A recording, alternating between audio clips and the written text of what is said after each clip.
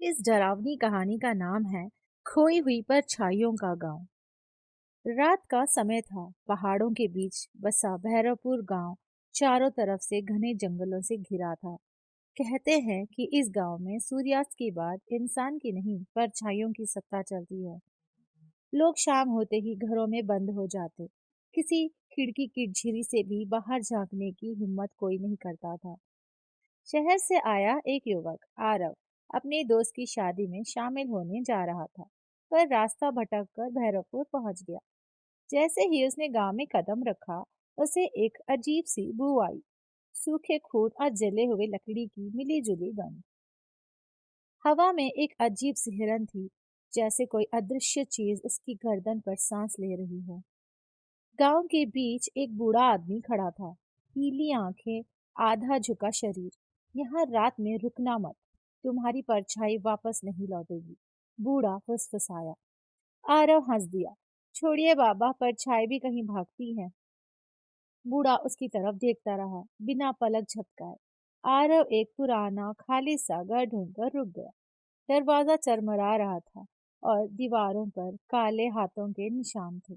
उसने टॉर्च जलाई तो थम से कोई चीज खिड़की पर टकराई। बाहर देखा, कोई नहीं था, लेकिन जमीन पर एक परछाई थी, और वह परछाई आरव की नहीं थी। परछाई धीरे धीरे सरकती हुई घर के अंदर दाखिल हो गई।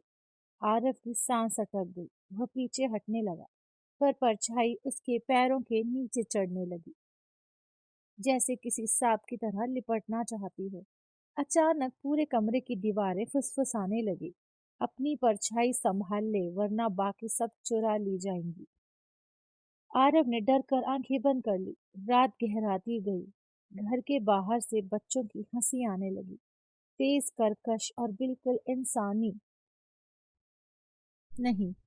कौन है वहां? आरव चिल्लाया। बाहर तीन परछाइयां खड़ी थी, लंबी, विकृत, बिना सिर की।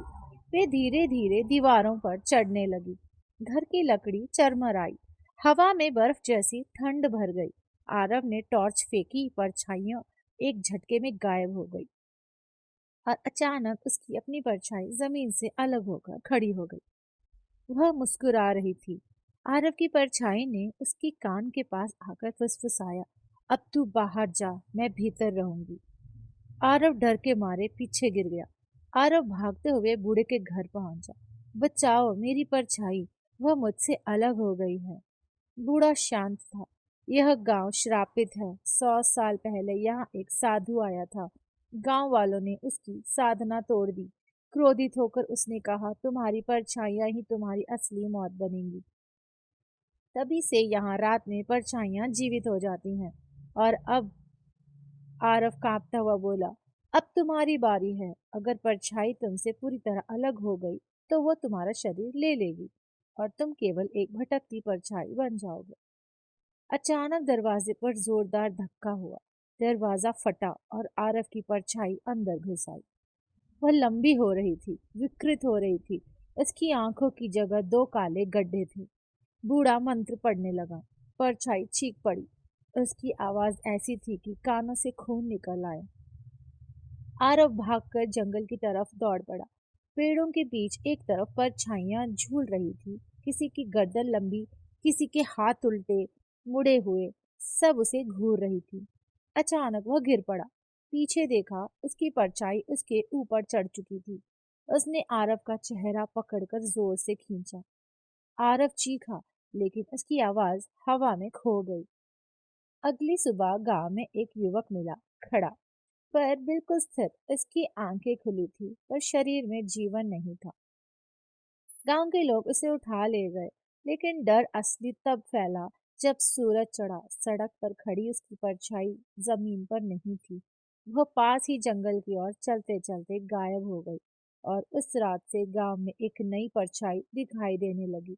वो परछाई जो लोगों को उनके घरों की खिड़कियों से झांक कर देखती है, वो परछाई जो फुसफुसाती है, मेरी जगह कौन लेगा।